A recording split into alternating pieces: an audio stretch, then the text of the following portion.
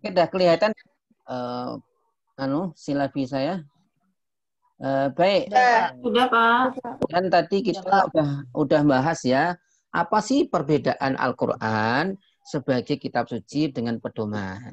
Nah, tadi kan sudah diterangkan kalau kitab suci itu penghormatan kita dampaknya hanya sekedar simbolitas.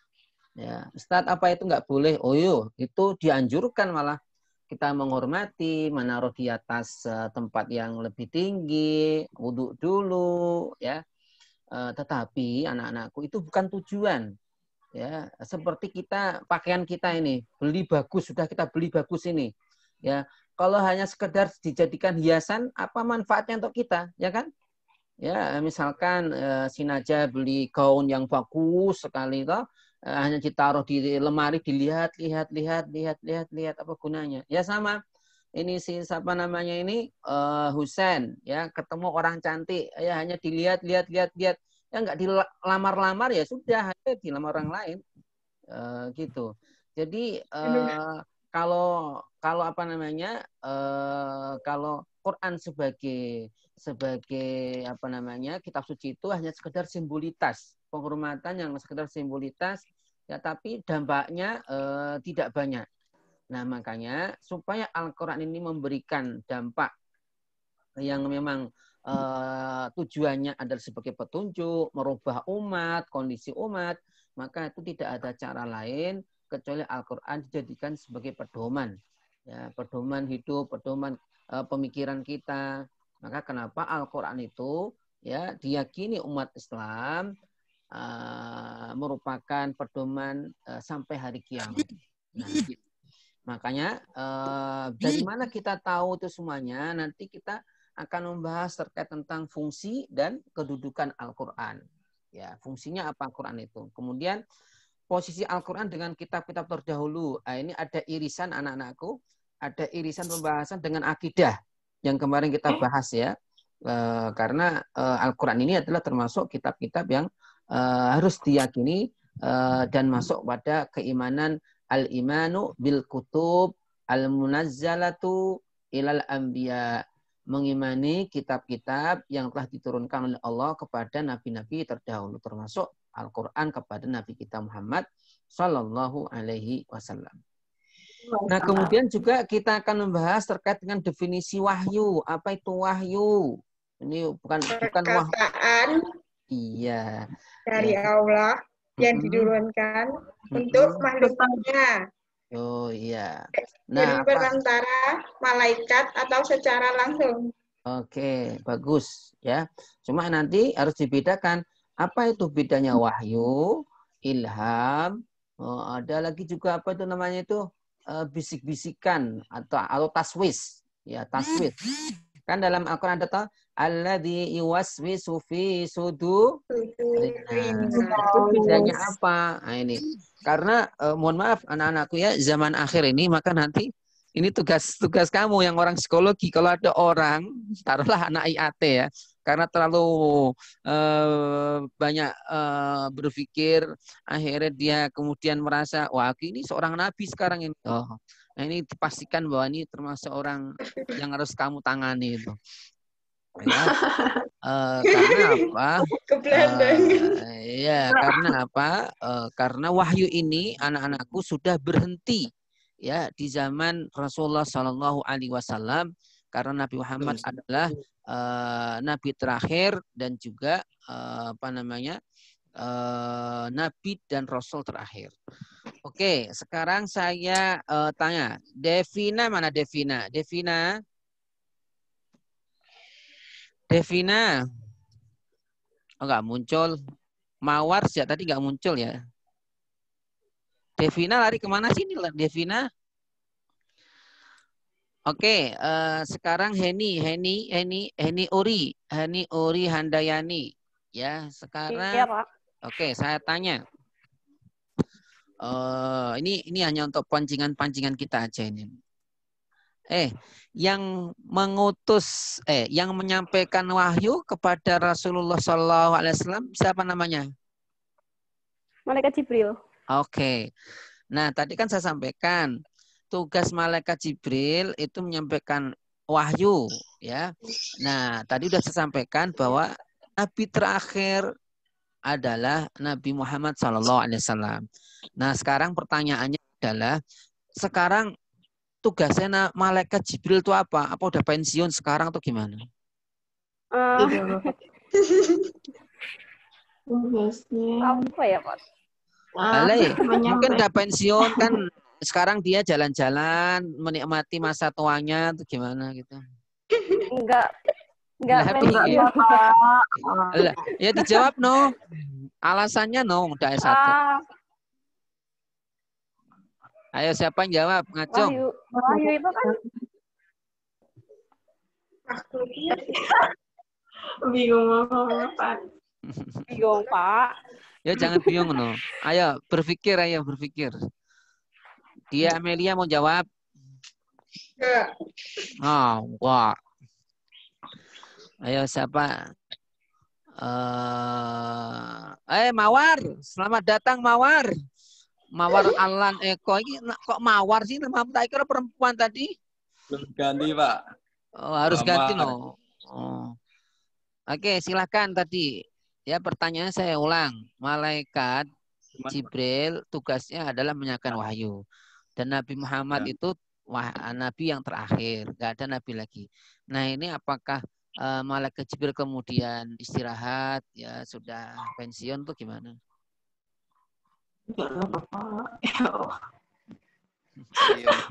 Ya kamu nggak boleh enggak Ustaz, tapi alasannya apa harus ada no? Apa ya?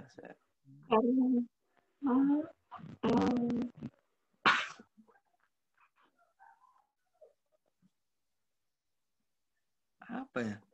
Ayo silahkan, kok diem senyap gini. Nggak tahu Pak. Karena Siapa harus bicara pakai nama no? Siapa?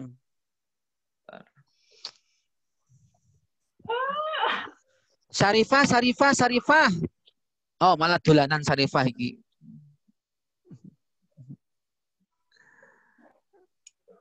Ayo Syarifah jawab.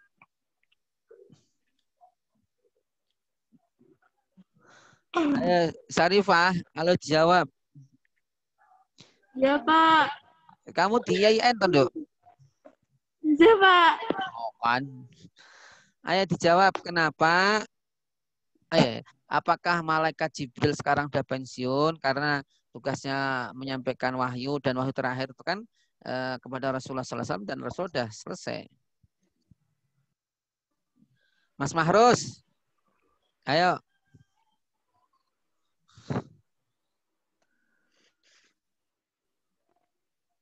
Ada yang tahu? Baik, kelihatannya menyerah semua ini. Titin. Batasan pengetahuan, Pak. Pak, saya masih menyampaikan wahyu lah, Pak, sampai akhir nanti. Sampai akhir nanti kan? Yang keras, yang bagus suaranya. Saya dengerin ini. Malaikat Jibril masih melaksanakan tugasnya, yaitu menyampaikan wahyu kepada seluruh umat manusia. Woi, termasuk ke Titin ya? Iya, Pak. Oh, makanya ada nabi-nabi baru. Wah, ini bahaya ini. Bapak, iya. apa menyampaikan hidayah itu tugas Nabi Jibril kali Pak sekarang? Nabi Jibril? Masa ada Nabi Jibril? Nabi Jibril. Malaikat Jibril. Ah iya.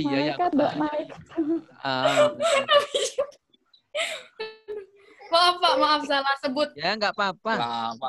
Oh yang itu hanya. Diulang gimana? Malaikat Jibril sekarang apa nyampein hidayah? Mungkin jawaban saya nyampein hidayah. Oh gitu, oke. Yang lain silahkan.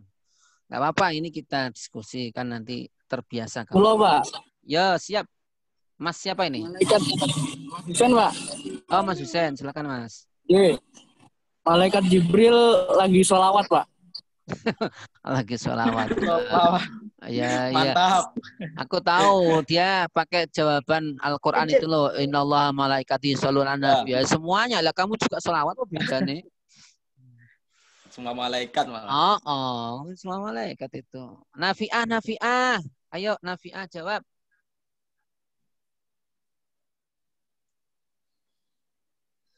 Kamu ISIS dikit tuh. Ayo, Nafi'ah dijawab. Nggak tahu. Yang lain. Masa nanti semua pertanyaan dijawab Pak Ustadz nanti yo nggak diasah nanti. Pak, lagi istirahat Pak. Kayak nunggu hari kebangkitan. Bagus. Pak. Ayo, ini lagi tamasya dia. Pak, saya Pak. Ya, Fauzan. Pak, saya Pak. Ya, Fauzan. Ya Pak.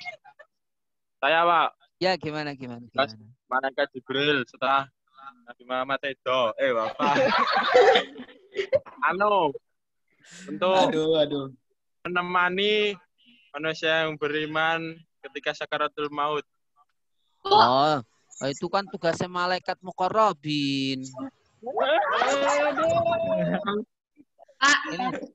Kelihatannya rame banget situ tuh, bareng-bareng toh. Pak, mau tanya, Pak. Ya. Ya, Jawab, Pak. Siap. Apa gitu? Pak, mau tanya, Pak. Ya. Kalau yang mengangkat Al-Quran menunggu apa sih? Kiamat, waktu kiamat deh. Memang berjaya. Terus keimanan orang-orang juga gitu loh, Pak. Itu siapa, Pak, tugasnya, Pak? Yang ngangkat? Iya. Oh, yang lewat. Nah, pertanyaan saya belum jawab, kok pesan jawab dulu ya tadi. Saya mau jawab, Pak. Curang kamu ingin mengalihkan ini acara ini. Ya, silakan jawab tapi Mbak siapa? Sudah. Ya, silakan. Sudah menjawab. Selain menyampaikan wahyu, malaikat Jibril juga meniupkan meniupkan roh pada janin. Oke, artinya apa? Benar nggak, Pak? Ya, artinya apa? Artinya apa sih? Udah bagus. Logika kamu itu namanya logika istiqro'i, ya, induksi. Apa itu? Induksi, sudah berpikir induksi. Terus artinya apa gitu loh. Ya, artinya apa? Itu yang penting. Ayo dilanjutin, dah bagus kamu itu cara pikirnya.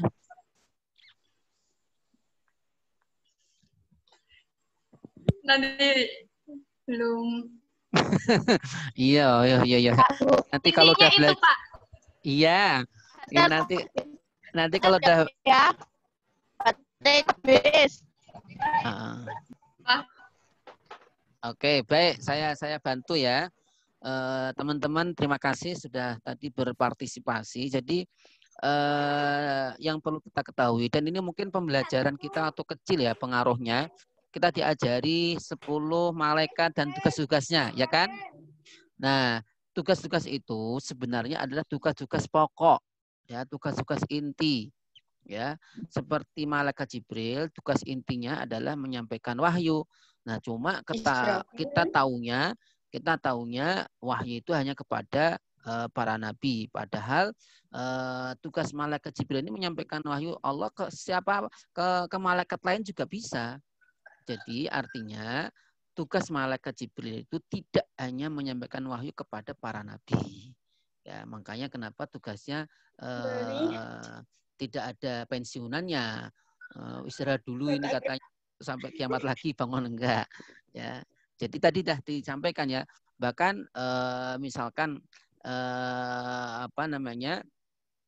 ketika Allah memerintahkan ke malaikat lain, karena tidak semuanya malaikat itu, teman-temanku, memiliki kedudukan yang sama. Seperti para nabi pun tidak memiliki kedudukan yang sama. Yang tertinggi, teragung, malaikat adalah malaikat Jibril.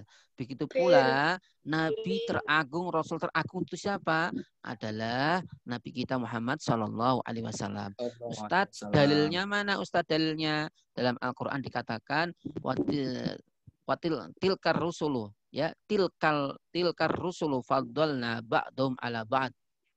Ya, jadi para rasul utusan Allah pun bertingkat-tingkat derajatnya. Nah, nanti kita akan bahas lebih dalam ya terkait kita membahas wahyu, ilham, taswis, dan lain sebagainya. Nah, nanti bisa dilihat untuk membuat gambarannya di YouTube. Nah, kemudian selanjutnya anak-anakku, kita nanti akan bahas tentang karakteristik Al-Quran. Apa sih namanya karakteristik, anak-anakku? Kamu harus menjelaskan. Karakteristik adalah perbedaan. Ya, jadi Al-Quran itu bedanya apa dengan misalkan Injil, Taurat, Zabur. Nah, Al-Quran ini sesuatu yang memiliki karakter tersendiri. Ya kayak kamu lah. Sama-sama anak IAIN, anak psikologi itu memiliki karakter tersendiri. Nah, karakternya apa? Nah, ini yang harus kamu pahami. Sehingga kita mampu untuk membedakan bahwa karakter Al-Quran itu tidak bisa disamakan dengan yang lain. Nah, kemudian nanti kita akan bahas juga tentang ijazul Quran. Apa itu ijazul Quran? Secara bahasa itu apa? Pengertiannya apa? Ragamnya kayak apa? Nanti dibahas. Kemudian kita akan bahas tentang perbedaan Al-Quran dengan hadis. Teman-teman kan pernah dengar ya, ada namanya hadis qudsi, ya, ada hadis nabawi. Itu bedanya apa sih? Nah, kadang itu teman-teman ya mohon maaf ya, mungkin karena belum paham atau salah ucap ya mengatakan bahwa misalkan ya hadis qudsi itu disamakan dengan Al-Quran karena sama-sama Allah berkalam. Nah, ini anak-anakku, teman-temanku ya, ada ilmu baru nih saya kira. Ini saya itu memilih mengatakan Allah berkalam, tidak Allah berfirman. Kenapa? Ini hasil diskusi saya dengan murid saya. Dia seorang kristolog karena dia dulunya orang Kristen. Kemudian dia masuk Islam, ya murid saya S2. Dia mengatakan, Ustadz, jangan mengatakan Allah berfirman, Ustadz. Ya, lah kenapa? Firman itu, kata dia, menurut dia itu firman itu aslinya adalah for men. For itu 4, men itu orang. Jadi 4 orang. Jadi 4 orang itu siapa? Yaitu yang mengarang Injil. Ayo teman-teman, ada yang tahu nggak berapa jumlah Injil? Ada berapa? Nggak tahu, Pak. 12, Pak. Oh, Masya Allah, banyak banget. Ayo, masa ini kan wawasan-wawasan umum ini. Wawasan-wawasan umum ini. 4, Pak. Ayah, bagus. Apa aja? Tidak 4 kan apa tahu? Siapa yang 4 tadi? Tanggung jawab. Ayo, Titin, Pak. Ya, Titin. Ayo, Titin. Pernah dengar aja, Pak. Tapi nggak tahu apa ajanya. Walah, tengah. Itu yang Lukas. Lukas. Terus apa lagi? Matius, Lukas. Terus? Barnabas, Pak. Barnabas nggak dianggap oleh orang-orang Kristen, Mas. Ya, tidak semuanya Vatikan Romawi itu nggak mengakui karena di dalam Barnabas itu ada petunjuk bahwa memang Nabi setelah Nabi Isa itu adalah Nabi Muhammad SAW. Maka mereka nggak menerimanya. Ayo, Lukas, Matius. Ayo. Lukas, Matius, Yohanes. Kok Markus? Markus. Markus. Iya, betul. Jadi Lukas, Itu perbedaannya, Matius, Markus, Yohanes. Bedanya apa, anak-anakku? Ini 4 orang inilah yang menulis Injil. Itulah sebabnya Injil itu satu sama lain saling bertentangan. Dan itu menunjukkan dalil terkuat bahwa Injil yang ada sekarang ini tidak semuanya berasal dari Allah SWT. Tapi sudah menjadi bahan ciptaan manusia. Ya, kalau Injil yang asli, Ya, Injil yang asli dibawa oleh Nabi Isa alaihissalam itu sudah tidak lagi, Bisa. ya sudah tidak lagi apa namanya ada sampai sekarang ini. Ataukah memang disembunyikan atau apa? Tapi terakhir kemarin anak-anakku ditemukan di laut mati ya, atau ditemukan oleh apa namanya pemerintahan Turki itu di sebuah pantai gitu, bahwa ada kepingan ya. Kalau orang dulu itu kan membuat buku itu kan di apa namanya di luntung ya, luntungan tulisan-tulisan Injil, dan di situ sangat jelas sekali ya, isinya itu memperkuat Al-Quran, dan itu menunjukkan bahwa memang bahwa Injil, Taurat itu semuanya isinya adalah memperkuat kandungan Al-Quran. Karena Al-Quran sifatnya muhaimin. Muhaimin itu artinya adalah menjadikan dasar. Jadi semua kitab-kitab terdahulu itu jika diukur dengan Al-Quran, standarnya Al-Quran, kok tidak bertentangan, itu berarti memang masih asli dari Allah SWT. Tapi kalau sudah bertentangan, itu berarti sudah ada rekayasa manusia.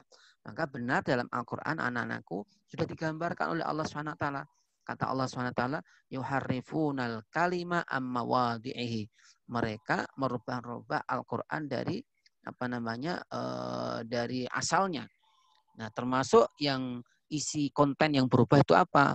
Yang paling fenomenal atau fundamental adalah terkait tentang ketuhanan. Ya, karena kita tahu ajaran Islam itu adalah ajaran sejak Nabi Adam sampai Nabi Muhammad. Tidak ada bedanya. Yang berbeda itu hanya tata cara apa namanya ibadah. Nah, tapi kalau yang disembah itu sama, yaitu Allah Subhanahu wa taala. Makanya dalam Al-Quran dikatakan, laqad kafara alladziina qalu innallaha tsalitsun tsalatsa. Sungguh telah kafir ya orang-orang yang menjadikan Allah itu trinitas. Ya. Jadi ini menggambarkan bahwa orang-orang yang mengatakan Allah trinitas itu berarti bukan ajaran dari Allah, tetapi adalah ya tadi saya katakan campur tangan rekayasa manusia, dan ini sudah banyak dikaji oleh para ulama. Baik, selanjutnya ini kau wis do ambles ilang kabeh gambare iki. Baik, kemudian selanjutnya adalah kita membahas tentang ya perbedaan atau proses turunnya Al-Quran. Ini proses turunnya Al-Quran, kemudian problematika turunnya Al-Quran, artinya apa? Yaitu terkait tentang perbedaan di antara ulama. Kemudian kita akan bahas tentang awal dan akhir turun Al-Quran, Maki, Madani. Kemudian kita akan bahas tentang asbabun nuzul. Kemudian kita akan bahas tentang kisasul Quran, kisah-kisah Al-Quran, definisi macamnya, pendapat ulama, hikmah, dan pelajaran. Kemudian kita akan membahas tentang definisi, ya, faedah, macam-macam qasam, dan contohnya. Kemudian pertemuan yang ke-13 kita akan bahas tentang definisi dan fungsi, macam, dan hikmah, dan pelajaran. Kemudian kita akan bahas tentang terakhir, yaitu bagaimana kita berinteraksi dengan Al-Quran. Ya, bagaimana kita berinteraksi dengan Al-Quran itu mulai dari membaca, memahami, menghafal, dan mengamalkannya. Nah, seperti kemarin anak-anakku, ini ketua kelas siapa udah hadir belum? Saya Pak. Mas siapa? Rizky Yoga Pratama. Ya, Mas Rizky tolong nanti ini di-download, sudah saya sampaikan di e-learning, nanti dibagi ya, dibagi nama-namanya sampai pertemuan terakhir, kemudian kamu share lagi ke grup biar saya lihat, termasuk yang di akidah juga gitu. Ya, nama-namanya siapa biar saya tahu apa namanya yang petugasnya. Nah, ini seperti kemarin ya, semua diketik sesuai dengan aturan penulisan. Ini nanti bukan hard tapi soft, nanti di-share. Nanti presentasi memakai apa namanya PowerPoint ya biar mudah untuk didiskusikan. Nah, seperti kemarin nilai ujian gabungan, makalah, presentasi, absensi ujian. Sampai di sini anak-anakku, mungkin ada pertanyaan Ini ada yang terlambat masuk. Istiqomah Azmi ini kok muncul, keluar masuk. Oke, silakan. Mungkin ada pertanyaan anak-anakku.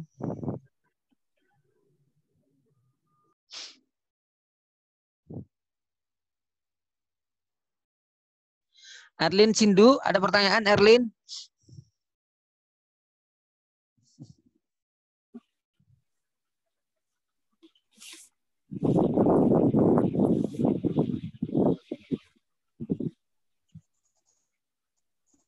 Sudah jelas semua? Nggak ada pertanyaan? Aufilana? Iya, Pak. Udah paham semua? Sampun, alhamdulillah. Pak, Ya. mau bertanya, Pak. Ya, silahkan. Tapi, aduh. Maaf ya, Pak. Ya. Keluar dari topik Nggak ini. apa-apa, silahkan. Nggak apa-apa, toh, Pak. Iya, kan bebas. Jadi gini, Pak. Kalau kita kan emang terlahir Islam, kita tahu Al-Quran itu pedoman hidup kita. Lah gimana sama orang-orang yang pedalaman yang dia itu nggak mengenal sama sekali mungkin agama atau bahkan kitab kayak gitu, Pak. Itu bukan salah mereka kan, karena emang dia lahir dari situ, besar di situ, mati di situ gitu, Pak, sampai akhir hayatnya dia nggak mengenal sama sekali agama ataupun Islam. Itu gimana, Pak, kehidupannya? Ya, baik. Terima kasih Mbak Titin. Masya Allah, tabarakallah. Jadi begini anak-anakku semuanya. Jadi Islam itu agama yang adil. Ya, artinya apa? Bahwa dalam Al-Quran dikatakan, وَمَا كُنَّا مُعَذِّبِينَ حَتَّى نَبْعَثَ رَسُولًا. Jadi Quran memiliki pedoman yang sangat jelas sekali. Kata Allah, وَمَا كُنَّا, dan tidaklah kami Allah SWT mu'adzibina, ya, menghukum, mengazab, hatta nab'atha rasula, sehingga kami mengutus utusan. Jadi artinya apa? Di tempat mungkin saya nggak tahu apakah masih ada, kalau sekarang apakah masih ada atau enggak, ya, misalkan ada tempat dia lahir di tengah hutan, ya, nggak ada kemungkinan dia mendapatkan Islam, atau nggak ada kemungkinan dia mendapatkan para dai-dai ke situ sampai dia meninggal, itu gimana itu? Nah, nanti sesuai dengan ayat tadi dipastikan mereka tidak akan masuk ke neraka, ya, karena mereka tidak tahu petunjuk, ya, tidak tersampaikan kepada mereka petunjuk sampai mereka meninggal. Jadi posisi mereka nanti seperti anak yang meninggal sebelum baligh. Masih ingat ya? Misalkan ada keluarga kita yang meninggal sebelum baligh, maka dia nanti masuk surga. Ya, tetapi kedudukannya tidaklah seperti orang-orang umumnya masuk surga. Tapi yang jelas mereka tidak akan kena azab, ya, dari Allah SWT, karena bukan salah mereka. Yang jadi masalah itu adalah jika seseorang, ya, telah tersampaikan kepadanya petunjuk atau memungkinkan dia mendapatkan petunjuk. Jadi contoh artinya apa yang kedua ini, misalkan ya di daerah itu belum ada dai-dai Islam, tapi dia dengar kata-kata Islam, sudah dengar, ya, maka dia sudah terkena hukum, dia harus mencari apa itu Islam. Nah, semacam itu anakku. Oke. Baik, yang lain silakan. Azmi, kamu ngapain toh itu, dulanan apa Tommy? Zuria, mau apa Zuria? Kamu gabungan toh? Zuria, Pak, saya kamu... mau tanya. Ya, tanyalah. HP-mu mati toh?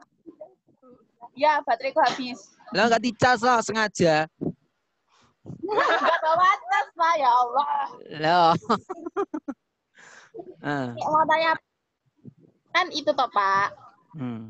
Hidayah harusnya kan juga, hidayah itu datangnya dari Allah. Tapi hidayah itu kan juga harus dicari, ya kan, Pak? Iya, betul. Nah, terus tuh kan aku ada teman. Nah, temen tuhku beda agama, yaitu Hindu. Ya. Nah, dia itu pernah bilang kayak gini, Pak. jane aku ya pengen mlebu Islam. Cuman ki biyen mergo wong wedok, aku dadi ra iso mlebu Islam.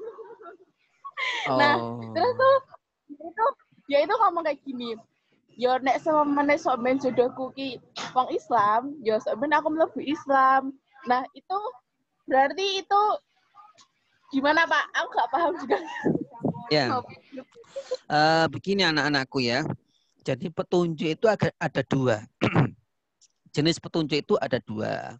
Pertama yang disebut dengan petunjuk al-irsyad. Petunjuk terkait tentang pencerahan. Kayak saya, Ustadz, Nabi, Bapak kalian, ya guru-guru kalian tuh namanya adalah memberi petunjuk dalam arti pencerahan. Ya. Tapi kalau yang kedua yaitu al-irs, yang kedua adalah hidayah taufik. Hidayah taufik. Saya ulang lagi, hidayah taufik. Kalau pertama tadi hidayah irsyad. Ya, yang kedua hidayah taufik. Artinya apa? Bahwa Allah lah dan hanya Allah lah yang memberikan pertolongan orang tersebut sehingga dia bisa melaksanakan pencerahan yang tersampaikan kepadanya. Contoh, ini Titin, kamu kalau jalan-jalan naik motor atau naik sepeda? Dihidupin tuh mic-nya kamu tuh, mic-nya kamu mati tuh. Iya Pak, maaf Pak, lupa Pak. Naik motor toh? Naik motor Pak yang lebih cepat. Naik motor. Kamu kalau di pertigaan atau di perempatan ada lampu merah hijau atau kuning toh? Iya. Oke, lampu merah itu menunjukkan apa? Berhenti Pak. Berhenti. Tapi apakah kamu setiap lampu merah kamu berhenti? Jujur. Enggak, kalau tanggung belakang. Lah, astagfirullahaladzim. Nyawa kok tanggung ini ya toh. Nah, maksud saya begini. Pak, maksud aku nggak ngurus itu aku.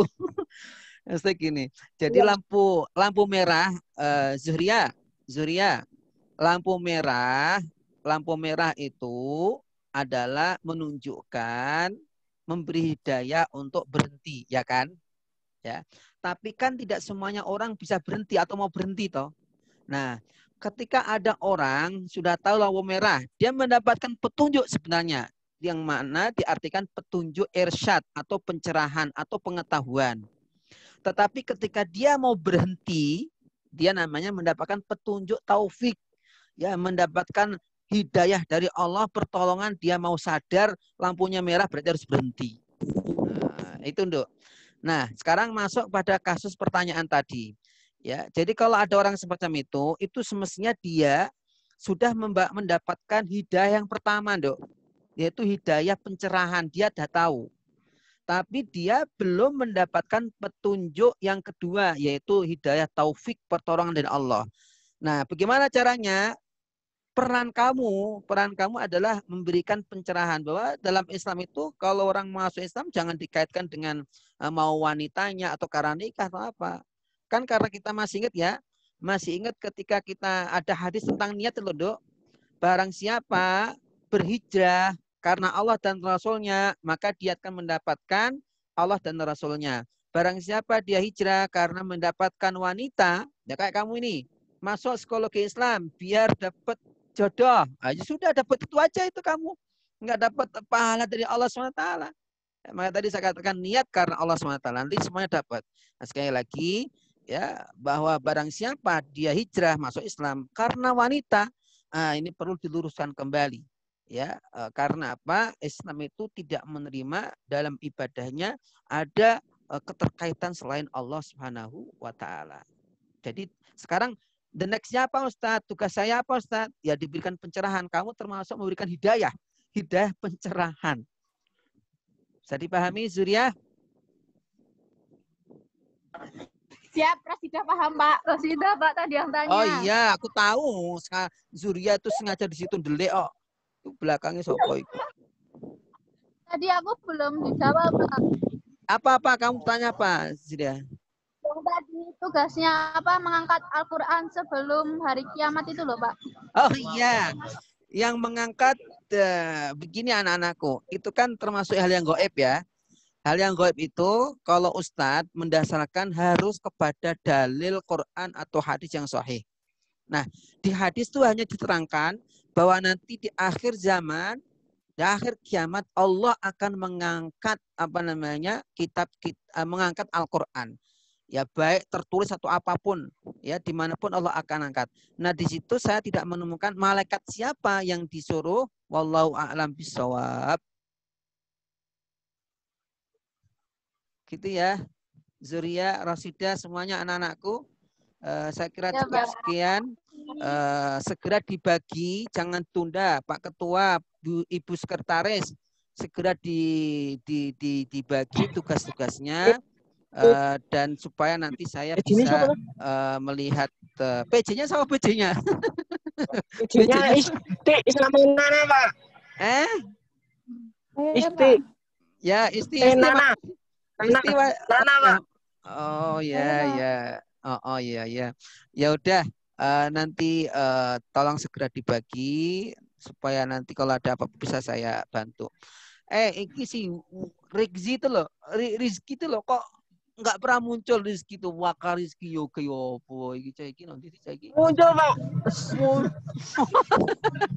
Nah nggak dipanggil sudah muncul iki teman-teman nih. Baik anak-anakku semuanya. Oke. Baik anak-anakku semuanya, sukses selalu ya, semangat belajarnya. Ada apapun ditanyakan nanti bisa lewat grup untuk memperpanjang diskusi kita. Terima kasih. Assalamualaikum warahmatullahi wabarakatuh. Waalaikumsalam warahmatullahi wabarakatuh. Terima kasih Pak.